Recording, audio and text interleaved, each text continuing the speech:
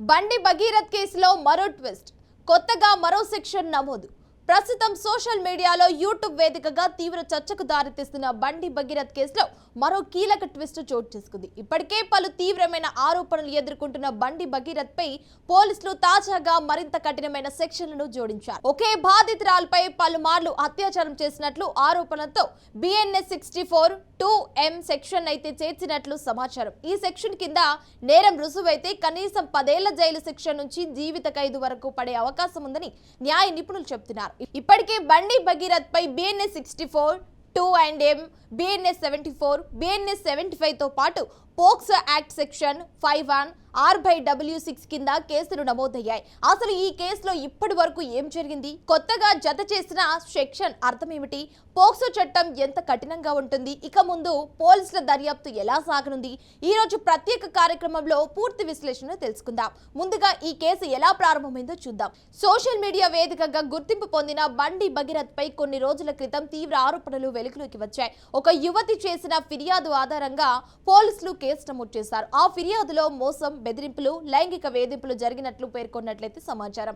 Case నమోదు అనంతరం ఈ విషయం సోషల్ మీడియాలో పెద్ద చర్చగా మారింది. కొంతమంది బాధితురాలికి మద్దతుగా నిలవగా మరికొందరు పూర్తి దర్యాప్తు తర్వాతే నిజాలు బయటకు రావాలని వ్యాఖ్యానించారు. బండి భగీరథ్ కేసు రోజు రోజుకి కీలక మలుపులు తిరుగుతోంది. మొదట సాధారణ ఆరోపణలతో ప్రారంభమైన ఈ కేసు ఇప్పుడు తీవ్రమైన క్రిమినల్ సెక్షన్ల దాకా చేరింది. దర్యాప్తులో భాగంగా పోలీసులు బాధితురాలి వాంగ్మూలం, డిజిటల్ ఆధారాలు, చాట్ రికార్డులు, కాల్ డేటాలను పరిశీలిస్తున్నట్టు కూడా సమాచారం.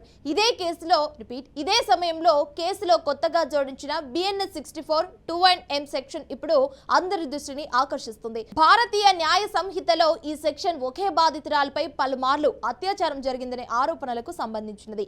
ఈ నేరం రుజువైతే కనీసం 10 ఏళ్ల జైలు శిక్ష నుంచి జీవిత ఖైదు వరకు శిక్ష పడే అవకాశం ఉంటుంది. ఇక భారతీయ న్యాయ సంహిత అమల్లోకి వచ్చిన తర్వాత పాత IPC స్థానంలో కొత్త సెక్షన్లు అమలవుతున్నాయి. అందులో భాగంగా BNS 64 2M సెక్షన్ చాలా తీవ్రమైన నేరాలకు వర్తిస్తుంది.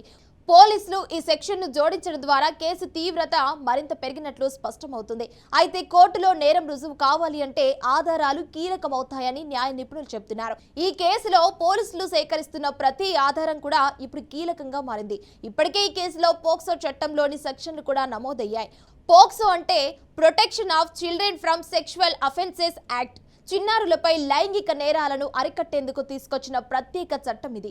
ఈ చట్టం కింద కేసు నమోదు అయితే దర్యాప్తు నుంచి విచారణ వరకు ప్రత్యేక నిబంధనలు అమల్లో ఉంటాయి. అదే సమయంలో నిందితుడిపై ఆరోపణలు రుజువైతే కఠినమైన శిక్షలు కూడా అమలవుతాయి. పోక్సో చట్టం కింద కేసులు నమోదైనప్పుడు బాధితురాలి గుర్తింపును గోప్యంగా ఉంచాల్సి ఉంటుంది. సోషల్ మీడియాలో పేరు, ఫోటోలు లేదా వ్యక్తిగత వివరాలు షేర్ చేయడం అనేది చట్టవిరుద్ధం.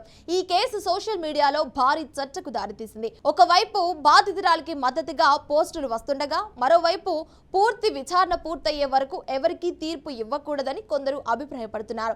ఇలాంటి సెన్సిటివ్ కేసుల్లో సోషల్ మీడియా పాత్ర కూడా ఇప్పుడు కీలకంగా మారింది. ఒక చిన్న వీడియో, ఒక్క పోస్ట్ అనేది నిమిషాల్లో వైరల్ అవుతుంది. సోషల్ మీడియా ప్రభావం పెరిగిన ఈ కాలంలో ఏ కేసు అయినా గంటల్లో దేశవ్యాప్తంగా చర్చనీయాంశమవుతుంది.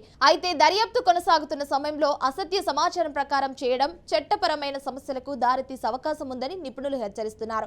ఇలాంటి కేసుల్లో కోర్టు ఏ అంశాలను పరిశీలిస్తుంది అనే ప్రశ్న ఇప్పుడు ఎక్కువగా వినిపిస్తుంది.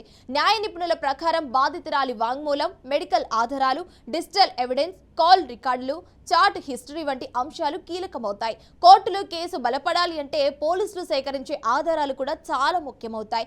ప్రస్తుతం ఈ కేసులో పోలీసులు డిజిటల్ ఫోరెన్సిక్ ఆధారాలను కూడా పరిశీలిస్తున్నట్లు సమాచారం.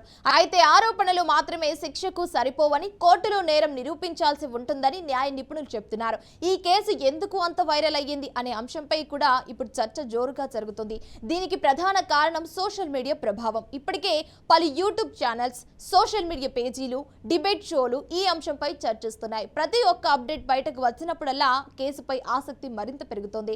డిజిటల్ యుగంలో ప్రజల దృష్టిని ఆకర్షించే కేసులు క్షణాల్లో వైరల్ అవుతున్నాయి. అయితే నిజమైన సమాచారం, అధికారిక వివరాలు మాత్రమే నమ్మాలని పోలీసులు సూచిస్తున్నారు.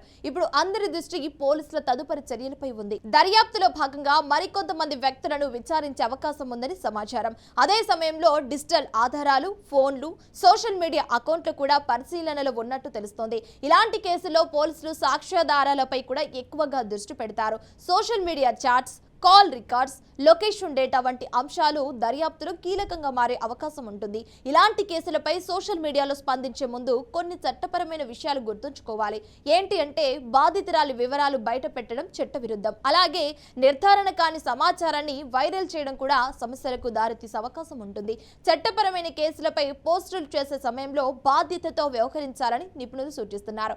ప్రత్యేకించి పోక్సో కేసుల్లో గోప్యత నిబంధనలు చాలా కఠినంగా ఉంటాయి. మొత్తానికి బండి భగీరథ్ కేసు ఇప్పుడు మరింత కీలక దశకు చేరుకుంది. కొత్తగా జోడించిన BNS 64 2 and M సెక్షన్ తో కేసు తీవ్రత పెరిగిందని చెప్పాలి.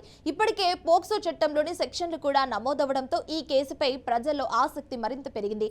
అయితే చివరికి కోర్టులో సమర్పించే ఆధారాలు, దర్యాప్తు ఫలితాల ఆధారంగానే నిజాలు తేలనున్నాయి. అంతవరకు అధికారిక సమాచారం మాత్రమే నమ్మడం అనేది మంచిది.